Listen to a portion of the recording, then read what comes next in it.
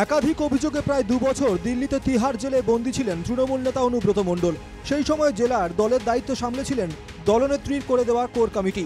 সেই কমিটির নেতৃত্বেই পঞ্চায়েত ও লোকসভায় ভালো ফল করেছে দল। তাই কেষ্ট ফিরলেও সেই কমিটির ওপরেই আস্থা রেখেছেন নেত্রী মমতা ব্যানার্জি। তুলে দিয়েছেন বীরভূমের জেলা সভাপতির পদ। সভাপতির পদ বিলুপ্তি নিয়ে প্রকাশ্যেই চলছে তৃণমূলের দুই গোষ্ঠীর কাজিয়া। জেলা জুড়ে অনুব্রতর সমর্থনে একাধিক পোস্ট সোশ্যাল মিডিয়ায়।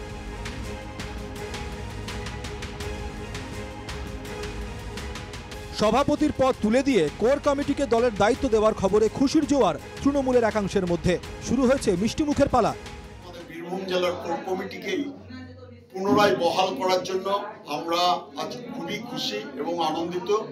সেই কারণে আমরা দিদিকে এবং আমাদের সেনাপতি অভিষেক বন্দ্যোপাধ্যায়কে আমরা অভিনন্দন জানাই, ধন্যবাদ জানাই।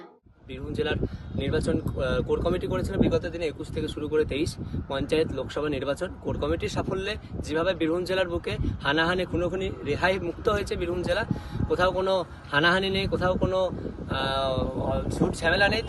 তাই মমতা বন্দ্যোপাধ্যায় কোথাও হয়তো মনে করছেন কোর কমিটি হয়তো শ্রেষ্ঠ। কোর কমিটিকে স্বাগত জানিয়ে সোশ্যাল মিডিয়াতেও হয়েছে একাধিক পোস্ট। দলনেত্রীর আস্থার মর্যাদা দিতে রবিবারই বৈঠকে বসছে কোর কমিটি। তিনি যেভাবে করে চালিয়েছেন, যেভাবে চলতে বলেছেন, যেভাবে নির্দেশ দিয়েছেন, এক চুলো তার বাইরে যাওয়ার কোনো পরিকল্পনা আমাদের নেই। সুতরাং কোর কমিটি মমতা বন্দ্যোপাধ্যায়ের নির্দেশ অনুসারে, অভিষেক বন্দ্যোপাধ্যায়ের নির্দেশ অনুসারে তিনি বীরভূম জেলা কোর কমিটিও ভরসা রেখেছেন। 21-এর নির্বাচন, 23-এর নির্বাচন, 24-এর নির্বাচন বীরভূম জেলা কোর কমিটি পরিচালনা করেছে, সুশৃঙ্খলভাবে পরিচালনা করেছে।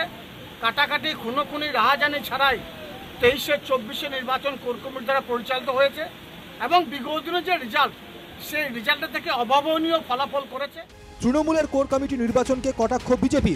গণতান্ত্রিক পদ্ধতি নাই, পিসিমনের মনে হয়েছে একটা কমিটি ঘোষণা করে দিয়েছে রাজ্য জুড়ে, তাতে তৃণমূলের এখানে একজনকে বাদ দিতে পারছে না, বাদ দিয়ে একটা সভাপতি ঘোষণা করতে পারছে না। বীরভূমে তৃণমূলের এরকম করুণ অবস্থা। দলনেত্রীর নির্দেশের কথা বলা হলেও কোর কমিটি নিয়ে প্রকাশ্যে এসেছে তৃণমূলের কাজিয়া। অনুব্রত নিজে বা তার শিবিরের কেউ এখনও বিষয়টি নিয়ে মুখ খোলেনি। বীরভূম থেকে শুভদীপ পাল ও অঞ্জনদের রিপোর্ট, NKTV বাংলা।